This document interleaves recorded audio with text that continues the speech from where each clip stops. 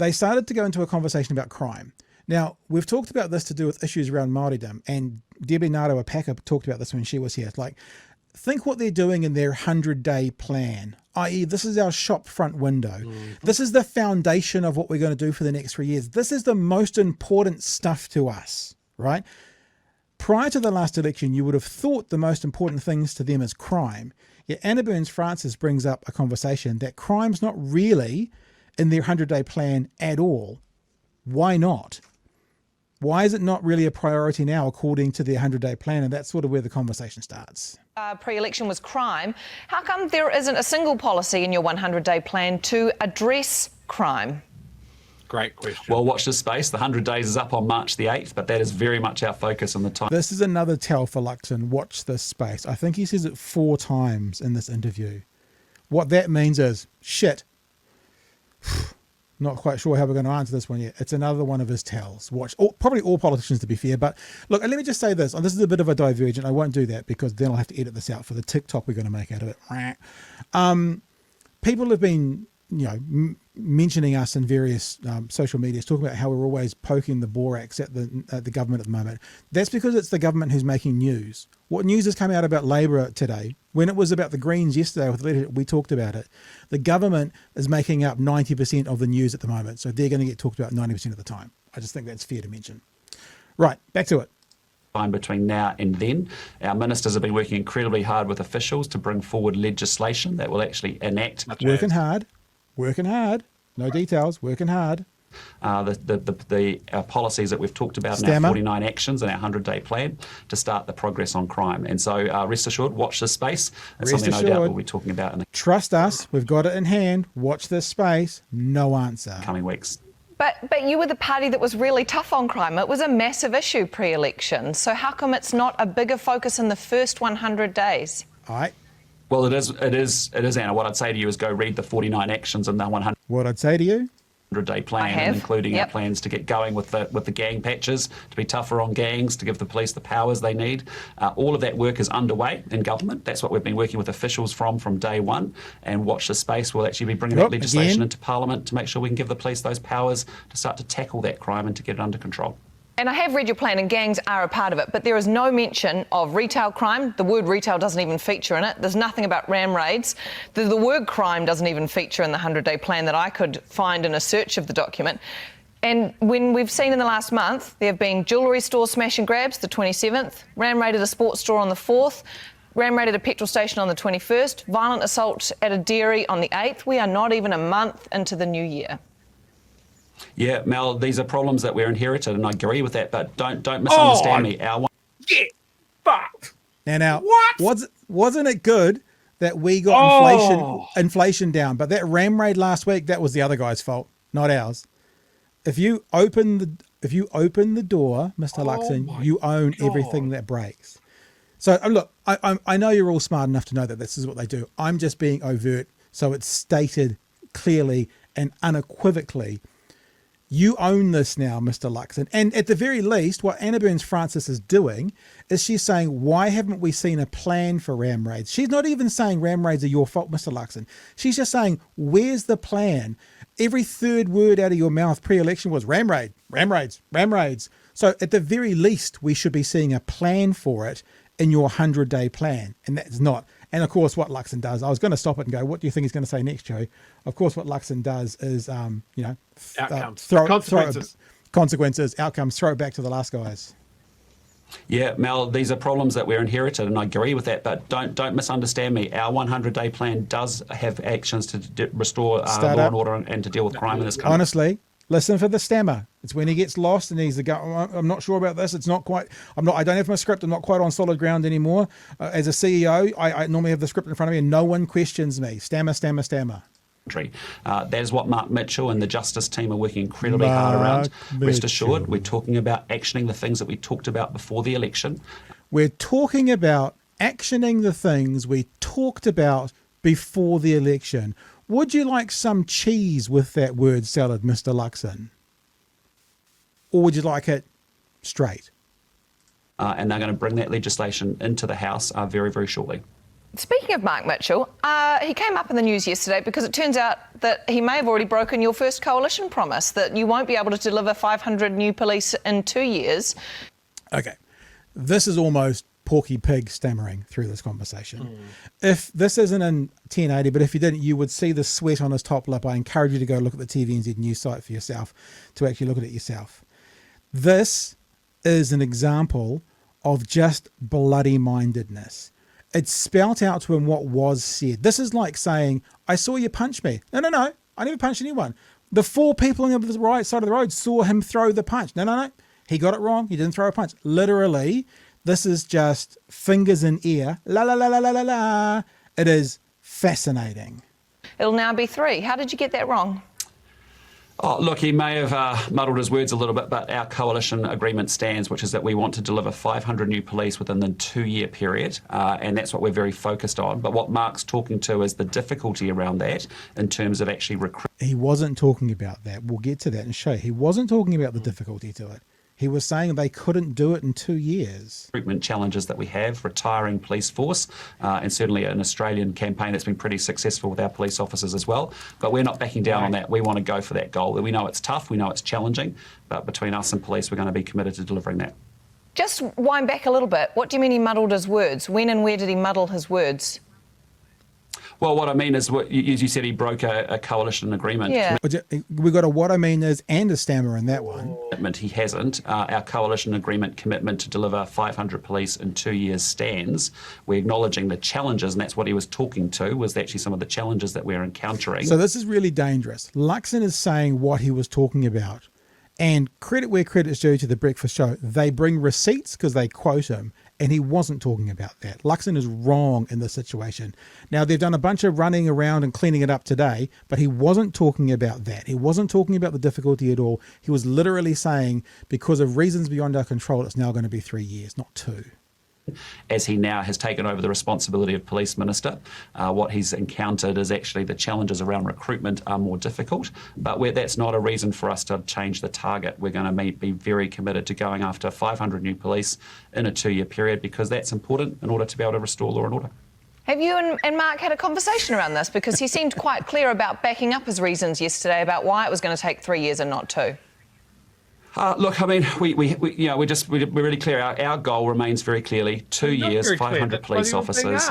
We know there are real challenges. Let's be clear. The Australians have come into New Zealand and made big campaigns to try and recruit New Zealand police officers to come to Australia. We know that we actually have an ageing profile of police officers that will retire in the coming years. And we know it's been difficult under the previous government actually finding recruits to want to... It's their fault again. We will take inflation. It's good. It's us. But, those fucking police officers getting to an age of retirement, that's Labor's fault. No question whatsoever. Come and join the police. We're going to work on all of those things to make sure that we can deliver on that commitment.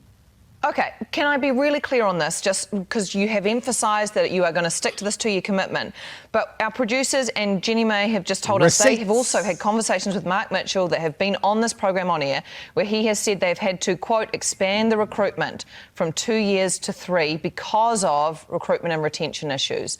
There's no, I got that mixed up, I made a mistake. That's clear that they've had to make it longer because of recruitment issues, right? That's clear. That's a quote from Mark Mitchell. That's these guys bringing their receipts. That you are going to stick to this 2-year commitment. But our producers and Jenny May have just told us they have also had conversations with Mark Mitchell that have been on this program on air, where he has said they've had to, quote, expand the recruitment from 2 years to 3 because of recruitment and retention issues. So when did it go from 3 years, like you said yesterday and like you said previously, back to the 2 that you are now telling me this morning? Have you two had a conversation since those comments yesterday where you have emphasised he has to do it in 2? This is the fingers in ear, la la la la la la. That's unchallengeable. That's unchallengeable about what he meant. The response to that is he was wrong. That's the only response. He was wrong. He's got it wrong. This is what my government's going to do. But he tries to say again what he was saying was. Well, Mark and I talk quite regularly, but we're very clear that we're actually committed to the 2-year goal for 500 police officers. He didn't express that well at times, but he understands that that's our commitment that we've got. We're determined. He didn't express that it was 2 years very well by explaining very clearly why it needed to be 3 years. That was him not expressing it needs to be 2 years very clearly. Yeah, no shit, Sherlock. To deliver on that. We know it's challenging. Let's be clear, it's very difficult, but it's not a goal that we're prepared to change. We want to have that ambition and some aspiration to make sure that we can recruit as many police officers as possible. And our coalition agreement with New Zealand First stands, which is that we want to be able to deliver 500 police officers in 2 years. So on Monday, he said 3 years. On Tuesday, he said 3 years. On Wednesday, you say 2 years. Is Mark Mitchell today going to say 2 years or 3 years? It's 2 years. Let's be clear about it. Mark understands that. I understand that. Everyone understands that. The police understand that. That's our goal. That's what we're striving for. What Mark has talked about is the difficulties in delivering against that. We know it's difficult. We know it's challenging. But we're a government with some ambition and aspiration, and we're actually going to do everything we can to deal with that despite the factors that are against us. What a bunch of bullshit. Look, that is a wet. It is just Luxon. fascinating. Moist. We're very clear. He didn't explain it well at all. We have ambition to recruit as many police officers as possible, whilst you're also saying it will be 500. What if your ambition doesn't reach 500? This is like this conversation that often goes on. They make an absolute statement. We're going to have 500 officers, within 2 years. And what he just said, quote, was, we have an ambition to recruit as many officers as possible. What if that's 137? Then you will have broken your promise. Because as many as is possible is not necessarily the same as saying 500. So, Chewy, I just thought that was a fascinating piece. And look, Anna Burns-Francis. Yeah. We critique the critiquers, we criticize when appropriate, but we also, there was one or two things that were missed, but they obviously heard that, the producers heard that there was something here and they pressed into it and they got a great interview out of it. Off you go, Steve. Yeah. Couple of things. Isn't it amazing that no government before ever has had to deal with retiring police officers? Yeah, that's I know. Apparently a big issue. The other thing is there's a mention of this recruiting push from Australia. So my question there is, why do the Australians have a better offer? It's the money. What as an employer is the government not doing to retain those police officers? Yep. And also, just a little bit of a weaselly, wordy, maybe shiftable goalpost sort of thing.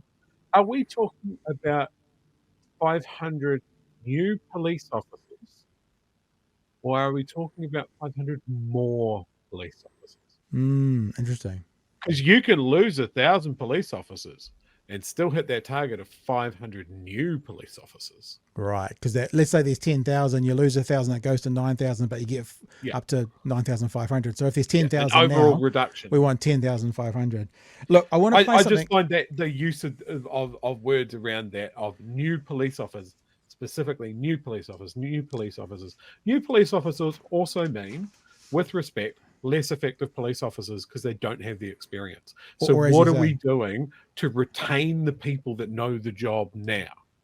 Well, just remember, this is also the Prime Minister who, as Leader of the Opposition, sat on one of these breakfast morning couches when they started talking about nurses going to Australia, and he was talking about doing everything they could to retain them, everything they can. And so the interviewer said, well, will you pay them as much as they're getting in Australia? And he refused to answer that question. Look, it doesn't matter who you are, where you are. I remember as a talkback host having this conversation around Russell Cootes, who used to be Team New Zealand, and he went off and he started working for the opposition, and New Zealand clutched the biggest pearls we've ever had. And I was like, dude, I would work for the opposition if they quadrupled my salary like that. I'm loyal to an employer, but if I'm going to set myself up for my future, and if someone's going to value me more and give me a better contract, I'm gone. Like, I can understand these police officers if they're getting double the salaries and they can live in a place that, supposedly has better weather for most of the time. Why wouldn't they? That's the answer. The answer is pay them more and they'll stay. And it's the same thing. We can talk about 3 major jobs in this country that are always a political football: nursing, policing, teachers. And they all face the same issues, and it's pay and conditions. And there are many, many other countries that can pay them more. Nurses disappear over to Australia. They disappear to the NHS. They disappear to Canada. Our police are obviously getting pillaged by Australia. And our teachers are just fucking burned out. Yeah. And it all comes down to pay and conditions. And I like, whenever we go into an election, we talk about pay cuts. Tax cuts. And we talked about cuts to services. And this is what we're talking about. These guys that are public servants, the nurses, the police, and the teachers. When we cut taxes, we cut the ability to fund these guys and keep them. We fucking trained them. We expect them to do a job. We want them to do that job. And then we burn them out. And in every piece of media, there's like, well, you know, like if I have to pay a couple of bucks extra a month, then I don't want to do it. That's a message to all of those guys that are in the public purse that we don't value what they do. And someone goes, I value what you do. I value your knowledge. Come over here. And then we've created another problem. And this is what I talk about constantly when I talk about national and when I talk about people that are going, I'm going to cut your costs. Yeah. Is it is short-term thinking. And what are you giving up? What are you giving up? What is the end result? Is that we are going to make everything harder. It is going to, like, we might get those 500 new cops in either 2 or maybe 3 years, depending on who you believe. The wet thumb or the man that is made of 90% cartilage. You know, one of those guys might be right. But even if we get those 500 new cops and we lose 1,000 cops, and then we've just got the new cops and we don't have the experience, and things are worse because they're not as good at solving crime and there isn't as many of them. And it's a problem now.